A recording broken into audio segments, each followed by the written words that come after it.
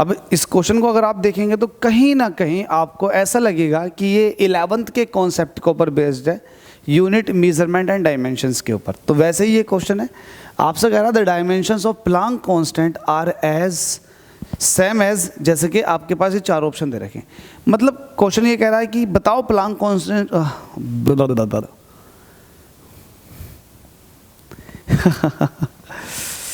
क्या यार, कुछ नहीं।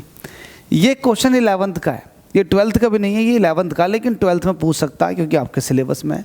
आपसे कह रहा है कि प्लांक कांस्टेंट का जो डायमेंशन है वो किसका डायमेंशन के बराबर है। 4 ऑप्शन दे रखे हैं, इसके, इसके, इसके या इसके। तो पहली बात, प्लांक कांस्टेंट का डायमेंशन निकाल लेते हैं। Planck constant E is equal to H न्यूस है। अगर यहाँ से आप देखेंगे तो Planck constant H is equal to हो जाएगा E अपॉन न्यू। E होता है जूल और न्यू होता है 1 अपॉन टी, मतलब पर सेकेंड। तो ये आ जाएगा एक तरह से जूल सेकेंड, ठीक है, जूल सेकेंड आ जाएगा। अगर मैं इसका डायमेंशनल फॉर्मूला निकालना चाहूँ तो जूल का होता है ml2 T-2, क्योंकि हर तरह की एनर्जी का ml2 T-2 होता है और टाइम t ऐसे ही रहेगा। तो मिला के लिखोगे तो ये हो जाएगा ml2 T-1।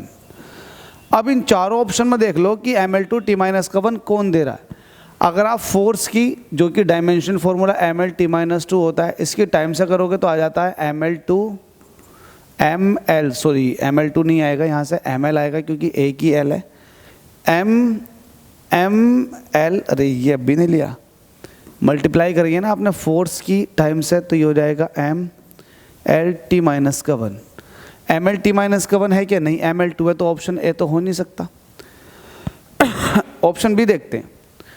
हमसे कह रहा फोर्स की, तो फोर्स की क्या होती है ml-T-2 और इसकी लेंथ से मल्टीप्लाई कर दो तो ये तो निकल कर आ जाएगा ml2 T-2। ये एनर्जी का निकल कर आ जाएगा, ये भी नहीं हो सकता। फिर इसके बाद देखो फोर्स के डिस्टेंस से मल्टीप्लाई करो डिस्टेंस की स्पीड से। तो फोर्स का क्या होता है ml-T-2, डिस्टेंस का क्या होता है l, और स्पीड का क्या होता है l-T-1। मिला के लिखोगे तो m ये है, एक l ये है, एक l ये है, एक l ये, तो l की पावर 3 और t की पावर -3। तो क्या ये ऑप्शन है? नहीं है। तो भाई इस तरह का देखो है ही नहीं। हमारा जो आंसर बनना चाहिए वो ये बनना चाहिए। अब आपके पास लास्ट ऑप्शन डी बचता है।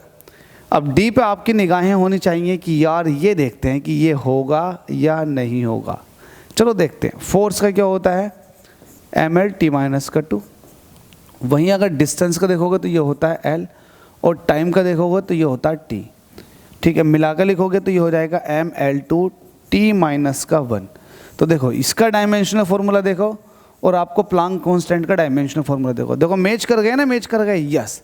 तो आपसे पूछा था कि प्लांक कांस्टेंट का डायमेंशनल फॉर्मूला किसके बराबर है, तो यह है force into distance into time, मतलब option number D is the correct. 2023 में, इट मीन्स पिछले साल ये क्वेश्चन बोर्ड एग्जाम में पूछा गया था।